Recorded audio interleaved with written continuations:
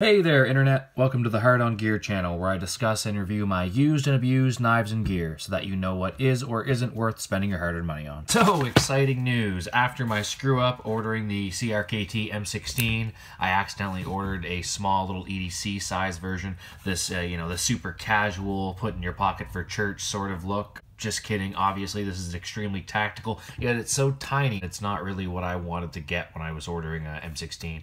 But I didn't do my research, I didn't actually take the time to look at the different models. I didn't really have any interest in getting an M16 because I've had the Recon one for so long, and to me they were so similar of a knife. They serve basically the same purpose, and why would I go with something like a cheaper CRKT M16 when I had something a little more beefy and a little more reputable? Not to say the M16 doesn't have a great reputation, because there's plenty of I guess different folks in the military, police and medical, law enforcement and everything that carry an M16, but I don't think they carry something this tiny. So I finally got my hands on what I was looking for the first time, so let's open it up and see what we're looking for. Did I do my research better this time? Let's find out. Spoiler alert, I did. I obviously learned from my mistake the first time. Actually, yeah, no, same exact box. But when I opened this one up, or I even took it out of the initial packaging that it came in, it didn't feel quite as heavy as I expected. It didn't feel much heavier than the Benchmade 940 did, which these aren't about, what's that, 2.3, something like that, 2.3 ounces, 2.5? I'll throw it up here. And then this was 2.6. So very light knives. I can't remember the model name right off the top of my head, but I believe it's a Spear Point Desert Tan. Ooh, yeah, okay. So, oh, that's so much better. Yeah, I was disappointed when I hauled this one out. This is more what I was expecting. This is closer to 9-inch. Let's see how the flip... Okay, so I know I just hauled out the shiny new knife, which to me looks actually pretty impressive for all of, what, $60, $62, $65, something like that, Canadian. But go look at the first video of me opening this M16 last week, and you can kind of maybe appreciate just how awesome... Oh, okay. Oh, this is actually really nice. I like this. I like this a lot already. My reaction to the first one was not as good. We'll just say that. I was a little dumbfounded and, well, a little struck by my stupidity. And I found out really quickly that a small version of the M16 is not very comfortable for me at all. I did not like it. The frame lock. Hey, I can actually manipulate this frame lock with my left hand, which is kind of nice. But when I went to do the flipper opening with the M16 10KS, it didn't go well. I had to basically play around with it for a day or so in order to actually get that broken in enough, but I kept doing this and partially opening it and then kind of having to finish it the rest of the way. It just wasn't really, it wasn't leaving a good impression on me. This is my... Well, this was my first CRKT folding knife. I've got the Chance & Hill Bolo small machete, but damn it all to hell, see, that's just not smooth enough. It's kind of a little small. There's not enough leverage from the blade really to get a lot of weight behind it to make that flipper deployment super easy. But there is the thumb tab here, which I never really mentioned before. It's ambidextrous. They've got both the same deployments on each side, and it's got a little, probably a little easier deployment with the thumb tab than it does necessarily with the flipper.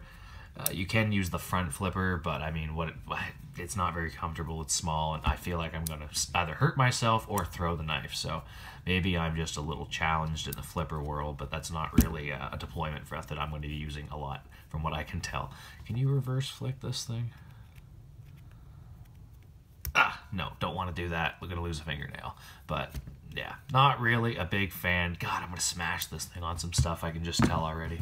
That's going to get really abused and used in ways that it probably shouldn't be, because I'm never going to use that for anything. This, however, oh, okay, that's what a flipper tab's supposed to be, and it reminds me a little bit more of, well, my first flipper. Where are we here?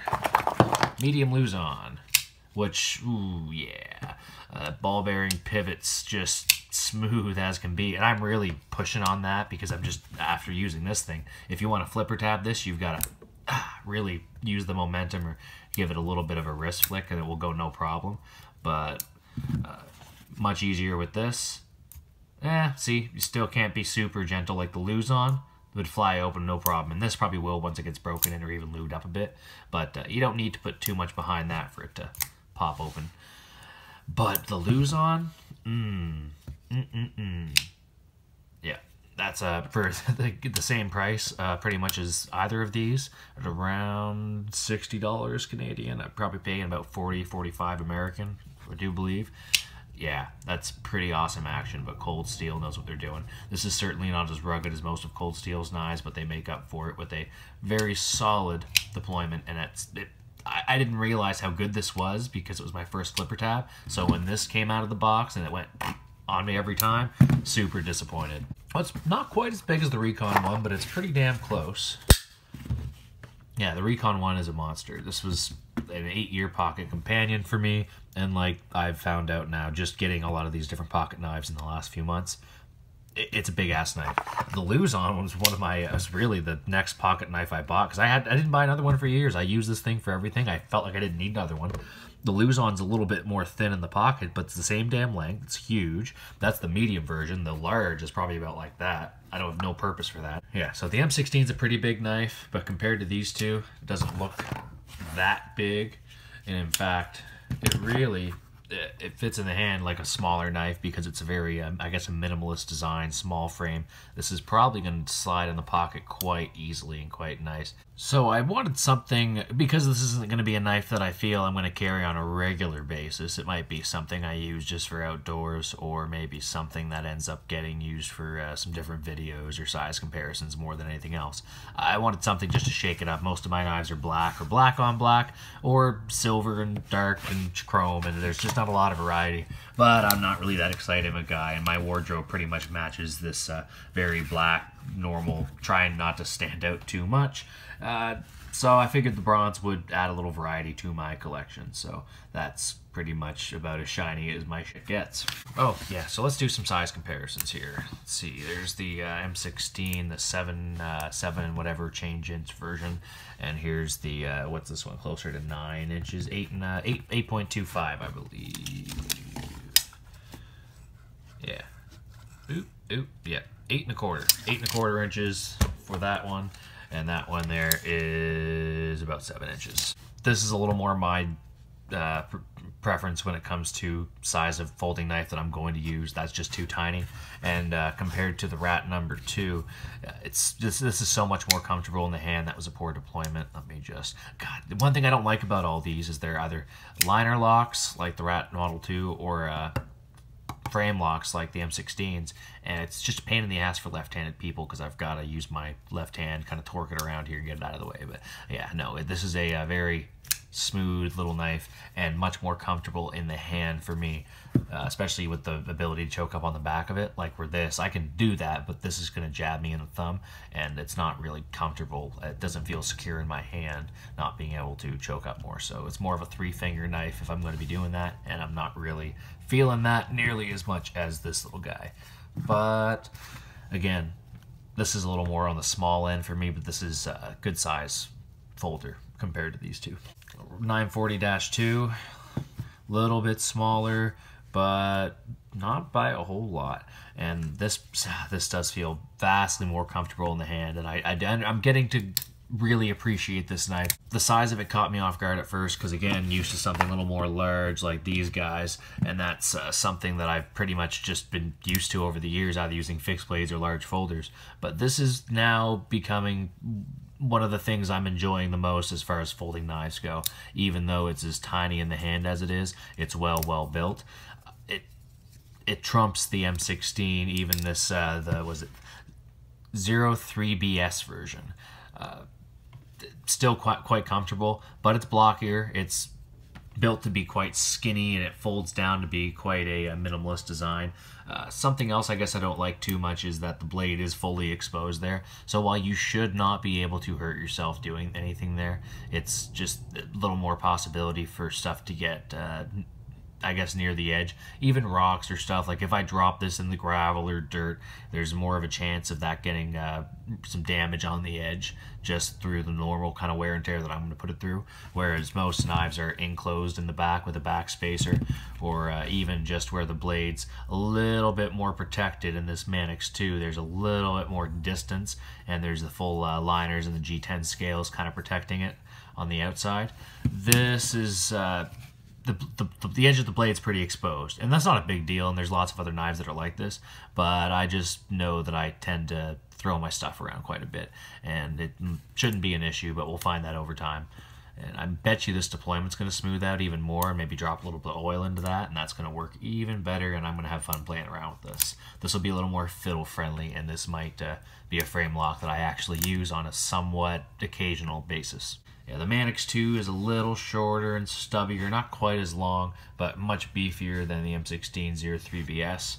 Am I saying that right? Is there like a typical cliche M16 kind of CRKT lingo that I'm missing, or is that just how you guys would delineate model to model? I'll just call it the M16, and you guys can look up the model and know that they're different. It's just I can't believe it was not more known to me that there's so many freaking different M16 models out there. But anyways, the Manix 2, it's a little bit heavier, about now 1.2 ounces heavier, or sorry, 1.2 ounces heavier, but it feels, again, much more comfortable in the hand, a little bit shorter, and again, like I said, I like larger knives, but it fills the hand, I guess. That's kind of one of the qualities I look for in a knife. It needs to fill my hand so that I can bear down on it and really push through something, or reef through whatever I'm trying to beat on. The back of the blade is a little bit different here. The swedge is cut out on the top. I don't know why. Well, I guess it's for penetration, and I bought the spear point because I really do like spear points because you get very precise tip work. And I suppose for more of a tactical self-defense perspective, the spear point's probably the best. Well, in Spyderco, Mike Janich would argue that the Warncliffe would be his go-to, and there are different people who have their different preferences, but spear point for me is a very utilitarian blade style for different work tasks. But again, if you ever are attacked by a coyote or a bear or an angry raccoon in the forest, then you have a pretty good chance of getting very good penetration, as opposed to something like a drop point, which still could do the trick, but it's not quite as stabby as something like that. Just throwing that out there if that's more of your world or what you're buying this for, because this is something used by law enforcement and military and different folks. Okay, Kit Carson, we're giving you a fair chance now. I didn't want to talk shit about the design of this one in particular because I didn't think that was a good M16 representation, and I really wanted to give it a good chance before I talk down about it based on that alone. I feel like this is going to throw pretty good. I can't really see me using this for much. It's more for size comparisons, as many of you guys have this knife, and it's also something that I can just use to a fairly abusive extent and let you know how it holds up. Oh, and also the other thing I wanted was to make sure I got a new steel that I haven't really experimented with before. So when I ordered this one, I got a Sandvik steel, 12C27, which is what I believe is one of the better Sandvik steels, right? I'm not too experienced with them. I've got to look in, but basically I believe the higher the number, the better, more or less. Not a steel expert, just, yeah, somebody can fill me in the comments and let me know if I'm way off. But yeah, so 12C27 steel on this bad boy, which is supposed to be pretty damn decent, just a good all-around steel, and stainless steel handles with this bronze finish. So see-through, blow-through, like I've said before, it's pretty, there's not a lot of cover in this. It's very skeletonized to cut the weight down, and, well, the other nice thing about this compared to this smaller version, pocket clip tip up or tip down, because like this one, it came pocket clip tip down, which I don't know why anyone would want to carry a knife that way. I don't know why people build knives that way. I want to be able to pull it out, my thumb here when I reach in, and then it's already deployable once it's out of my pocket in my hand. So let's just switch this stupid pocket clip around right quick. By the way, don't buy this $20, $25 piece of junk here. It was not that great Titan, just a cheap ass multi-tool torque set that I got for my knives. The bits are crap. I've rounded off some of the smaller ones a little bit. I need to buy one of the nicer sets that I've seen some of the other YouTube guys use. I'll get one of those here soon, let you know what I pick up.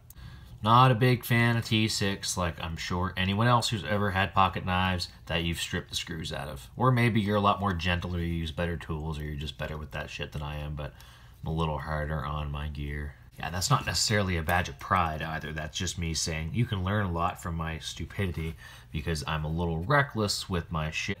And hell, if I can manage to get by with a piece of gear without ruining it to the point where I can't use it, then you should be pretty safe in getting through whatever you need to use it for yourself. Yeah, a little blue Loctite in these bad boys, but they actually came out pretty easy. All right, there we go. So how does this feel now that the pocket clip's where it should be? Actually much better. And where I typically carry my pocket clips with my left hand carry, it actually allows me to, like you would if you had your pocket clip in the right hand, if you're right-handed, gives me a little bit extra grip when I go to deploy, and it makes it a little bit more unlikely that's going to slip out of my hand. So there we go. All is right with the world. The pocket clip lines up with the rest of my shit, except for this stupid tip down only design from the smaller version here. But I understand you couldn't fit the clip really on the base of that. It's so small, but here we are.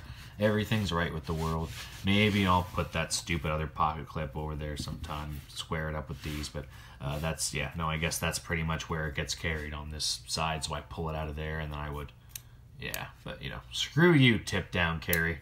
So, yeah, I guess that sort of fits in the collection just as well as anything else, except it does have a little more flash. Keep an eye out for the upcoming videos. I'll do a little bit of review on this one in a few weeks or a month or so, once I get a decent feel for it. Maybe in a couple months, depends on how much I get to use this thing, but I'll see what I can do with it. I think I'm going to like it quite a bit. CRKT, this is a little more what I was expecting from the M16, and I gotta say, for the price of $62, $65 Canadian, about 40 bucks American or so, it's a pretty sweet knife, so I don't think you could go wrong with this. So if you haven't yet, go check out the video from about a week ago when I unboxed this little tiny M16 10KSF. It certainly wasn't what I expected, and I pretty much knew right away I was going to have to order the full-size version like this. Or if you want to know a little bit more about why I carry the Manix 2, which is my preferred EDC carry compared to these guys, you can check that video out, which goes into more depth of to why this is my preferred carry after a lot of research and trying to figure out what my perfect daily EDC knife would be. So until I get some more use with this CRKT M16-03BS, I don't really have much more to say about it, so I guess keep an eye out for the upcoming updates and the review on this knife. For now, this will be the Hard On Gear channel signing off.